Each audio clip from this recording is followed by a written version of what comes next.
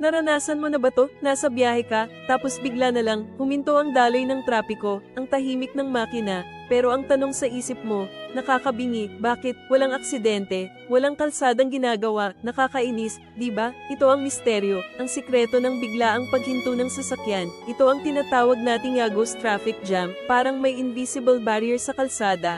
Pero wala, pinomeno ito kung saan bumabagal o humihinto ang trapiko kahit walang nakikitang dahilan, nagsisimula sa maliit na pagbabago sa bilis ng isang sasakyan, nagiging ripple effect sa buong linya, parang domino, isang simpleng desisyon, nagdulot ng malaking pagbagal, madalas ito sa Pilipinas, nakakawala ng oras at pasensya, ang agham ay simple, resulta ng kolektibong aksyon ng bawat driver, isang biglang preno o pag-iba ng lane, lumilikha ng shockwave, ang mga sumusunod ay kailangang mag-adjust, magpreno, unti-unting kumakalat ang pagbagal, kung tayo'y magmamaneho ng maingat, panatilihin ang sapat na distansya, iwasan ang biglaang pagbabago ng bilis, maiiwasan natin ang ghost jam. Solusyon, nasa kamay ng bawat isa, magmaneho ng responsable, iwasan ang misteryosong pagtigil ng biyahe.